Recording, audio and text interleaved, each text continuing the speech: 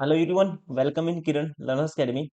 इस वीडियो में सोल्व करेंगे सेट नंबर 3 है दोस्तों। इसका ये है पार्ट नंबर 4 इंग्लिश लैंग्वेज। और हम करेंगे SSC Delhi police head constable में जो मिनिस्ट्रियल एग्जाम है ये इस पोस्ट के लिए वो क्वेश्चन प्रैक्टिस करे थे जो बेस्ड है आपके एग्जाम पैटर्न के ऊपर, जो बेस्ड है एडीपीटी एग्जाम पैटर्न के ऊपर, जो क्वेश्चन आपके एग्जाम में बन सकते हैं। तो चलिए अभी स्टार्ट करते हैं इसका इंग्लिश लैंग्वेज। क्वेश्चन नंबर 66, आपको बताना है कौन से पार्ट में एरर है। अगर एरर दोस्तों नहीं है तो आपको चूज करना है ऑप्शन 4। पढ़ते हैं। Wednesday a working day may prove to be troublesome. यहाँ पे देखो एरर यहीं पे आ गया। मे अपने आप में मॉडल हेल्पिंग वर्ब है दोस्तों। इसके बाद यूज करते हैं हम V1 का यूज करते हैं, ना कि V2 और V3 का यूज नहीं किया जाता। यहाँ प्रूव्ड गलत है तो यहाँ आएगा प्रूव। क्या आएगा? प्रूव आएगा। सेकंड पार्ट में एरर है, राइट आंसर होगा ऑप्शन सेकंड।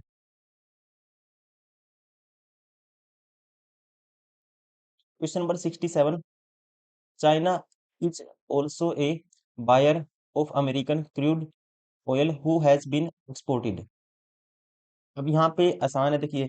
जो दोस्तों यहाँ पे हु का यूज है ये गलत है। हु रिलेटिव प्रोनाउन होता है, यूज किया जाता है पर्सन के लिए। किसके लिए यूज करते हैं? पर्सन के लिए यूज करते हैं। और पूरी क्लोज के लिए, और कह सकते हैं थिंग्स के लिए, वस्तुओं के लिए, चीजों के लिए यूज किया जाता है विच का। तो यहाँ आएगा विच। हु का यूज यहाँ पे गलत है, option third. Question number 68, the security guard prevented us gas entering the hotel. आपको ध्यान रखना है प्रेपोजिशन फ्रॉम का यूज किया जाता है कंडीशन में। स्टॉपिंग समवन फ्रॉम समथिंग, किसी को किसी चीज से रोकने के लिए, कहीं एंटर करने से रोकने के लिए, या कहते हैं स्टॉप करने के लिए। समवन फ्रॉम समथिंग, तो उस कंडीशन में यूज किया जाता है प्रेपोजिशन फ्रॉम का। यहाँ आएगा option first, from. The security guard prevented us from entering the hotel. Question number 69, Rohan is dash toll as his elder brother Rohit. अब यहाँ पे हैज आया दोस्तों, एज आया यहाँ पे। तो इस कंडीशन में यूज किया जाता है एज का। Rohan is as tall as his elder brother Rohit. जैसे कि as, as past fast as, इस तरह से इस कंडीशन में यूज करते हैं हम। कंपैरिजन डिग्री एज का यूज करते हैं क्योंकि बाद में एज है तो पहले भी क्या आएगा? एज आएगा। ठीक है, ध्यान रखना आपको। एज का यूज किया जाता है used in comparison for referring to the degree of something. आपको बताना है select the best express the meaning of the given word. मतलब कि आपको साइनो सिनोनियम बताना है। लेमेंट, लेमेंट का मतलब होता है, लेमेंट का मतलब होता है शोकपूर्ण, दुखी, अनहैप्पी कह सकते हैं। तो इस तरह से इसका जो राइट आंसर होगा ये होगा ऑप्शन थर्ड, मोर्न। मोर्न का मतलब भी क्या होता है?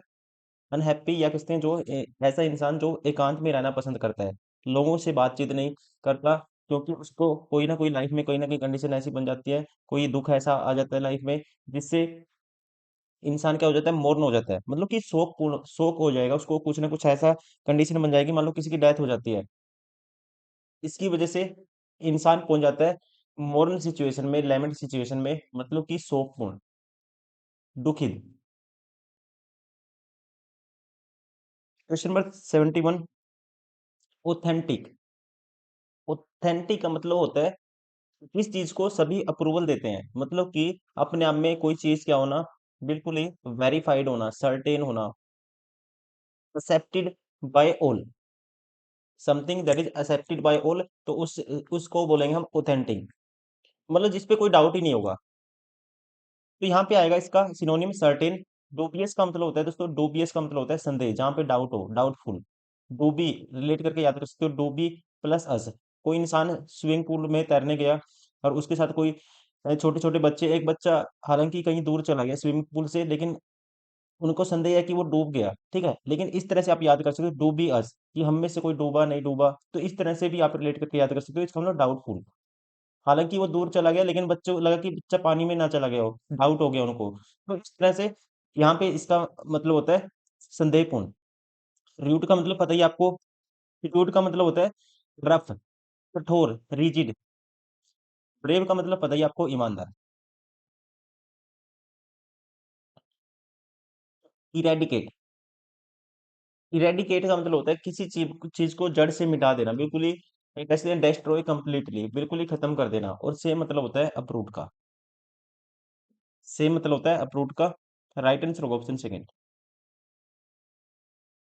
अब की बार अपोजिट मीनिंग आपको बताना है। बेट ट्रायल।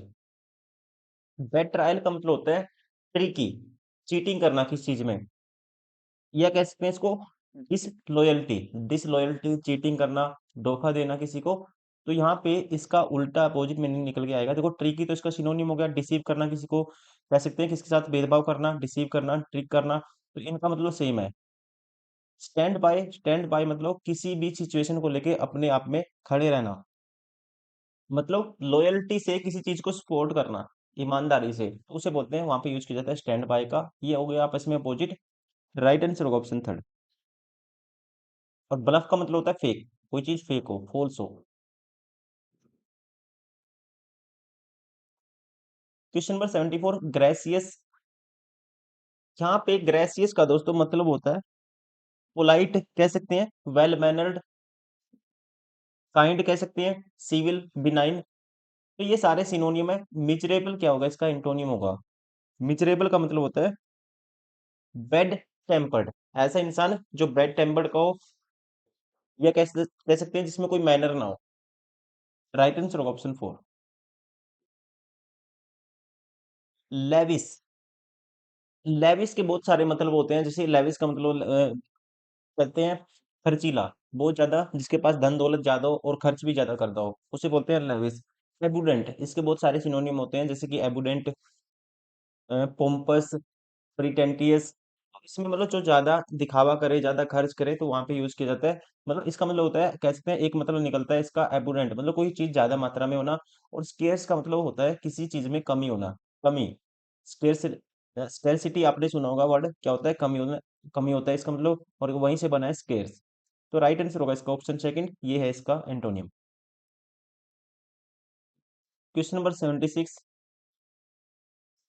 ईडियम फ्रेज का मतलब बताना है। Through thick and thin.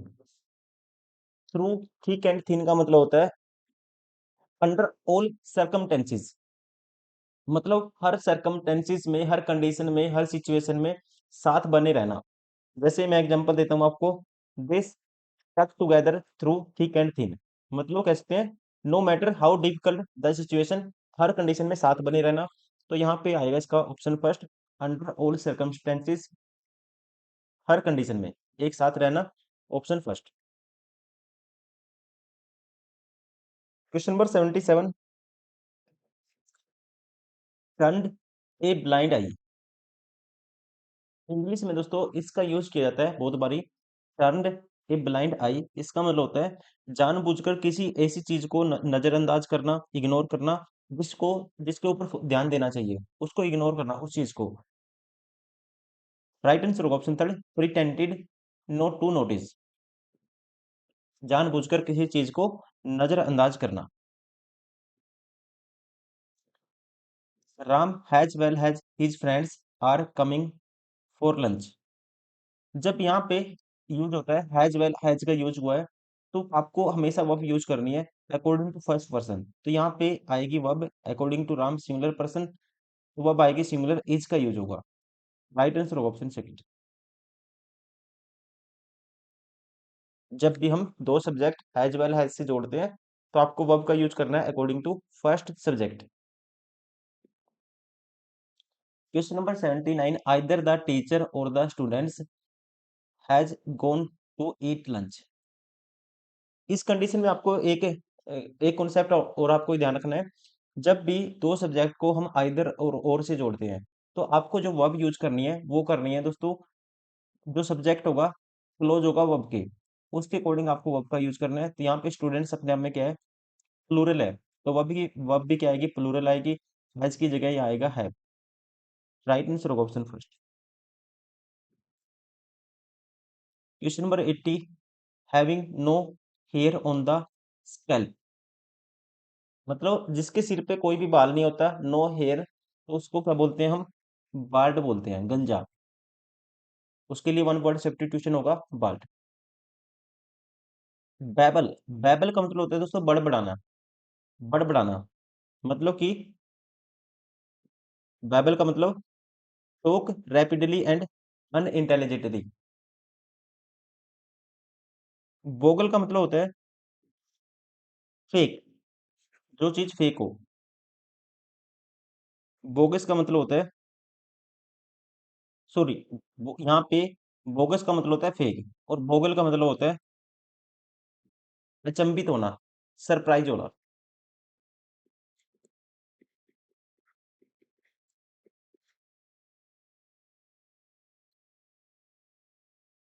81, lover of books.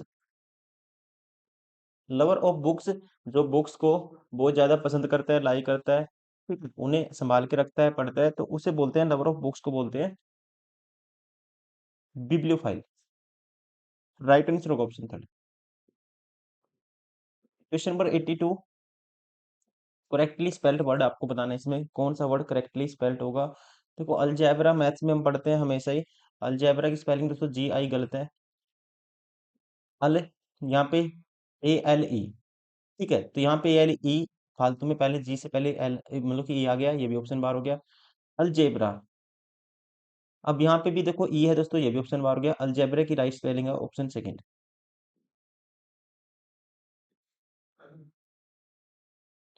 Question number 83, select the correctly spelled word. Difference की स्पेलिंग आपको बताना है, डिफरेंस की। तो डिफरेंस की स्पेलिंग होती है डी, देखो ई है, ऑप्शन बार हो गया। डी आई डबल एफ, यहाँ ए है दोस्तों, ये ऑप्शन भी बार हो गया। डी ई है, ये भी ऑप्शन बार हो गया। D I double F E R E N C E, option first. The backbone आपको अरेंज करना है, स्टार्टिंग यहाँ से है। The backbone agriculture, sustenance, sustenance, the backbone of the rural economy.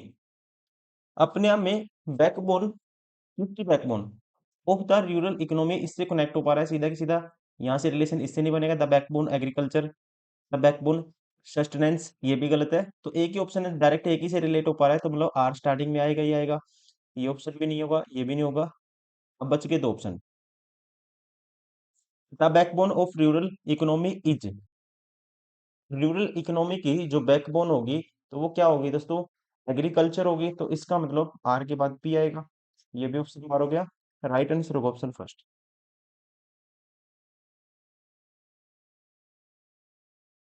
When we, when we एक question, when we needs, अब देखो we के साथ सिंगुलर वर्ब यूज नहीं करेंगे, तो ये ऑप्शन बार हो गया।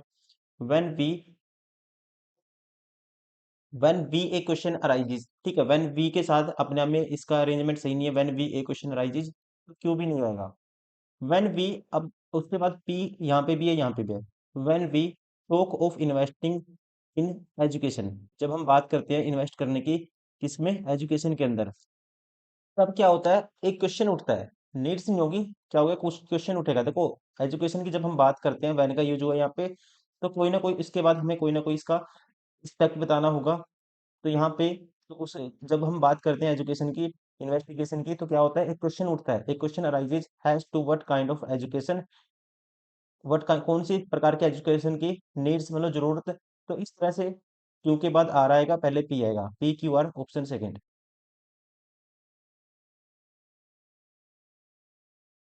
क्वेश्चन नंबर 86 टू 90 हमें कंप्लीट करना है, इसको फिल करना है।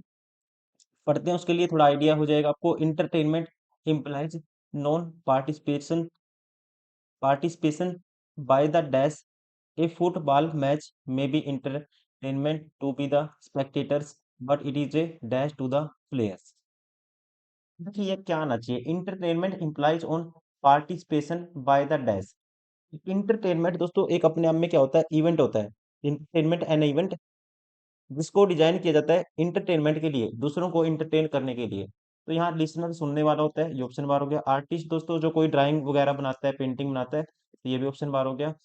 परफॉर्म, परफॉर्म नहीं होगा, यहाँ पे क्या होगा, entertainment implies non participation by the, तो यहाँ कोई जो एक्ट को परफॉर्म करेगा वो क्या होगा, परफॉर्मर होगा।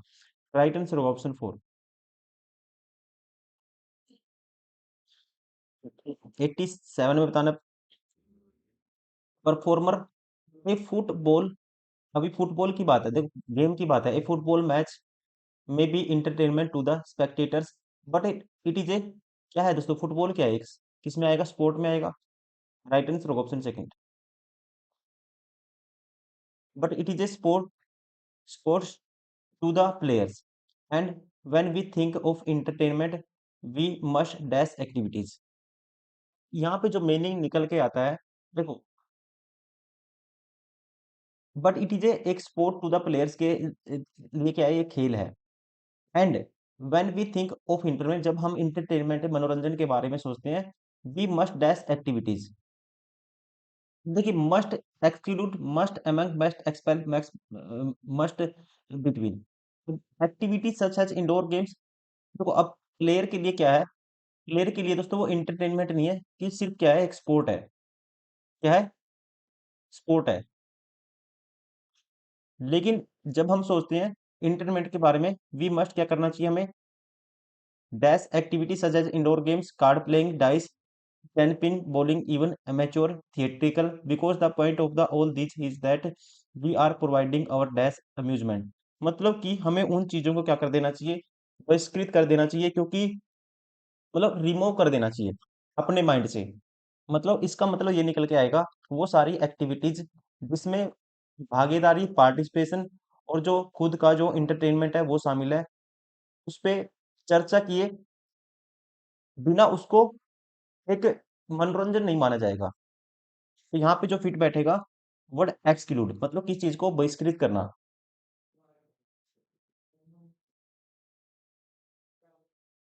Question number 89।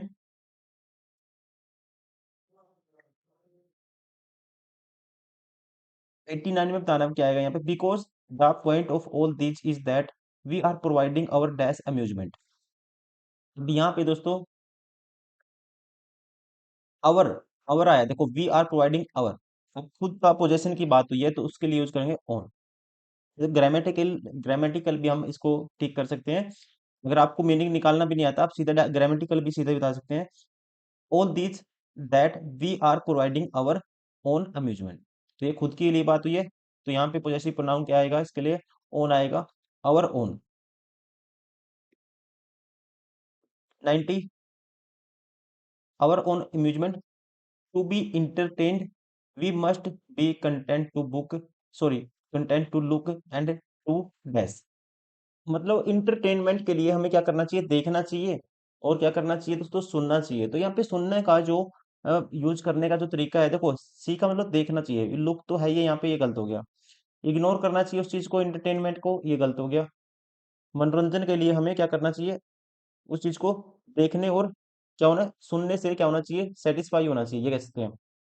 अब हियर पर्सनल यूज के लिए, कोई चीज हम पर्सनल स्पेसिफिक एक पर्सन सुनता है उसके लिए, कानों से सुनता है, तो ईयर का यूज करते हैं। ये भी पार हो गया। लिसन का यूज किया जाता है किसी चीज को अटेंटिवली सुनने के लिए। लिसन का मतलब हियर अटेंटिवली, क्योंकि यहाँ पे वी आया, we must content to look and to listen. अब एक पर्सन सुनेगा तो फिर यूज करेंगे HEAR का, ईयर का यूज करेंगे फिर। ठीक है, तो यहाँ पे यूज किया जाएगा लिसन का।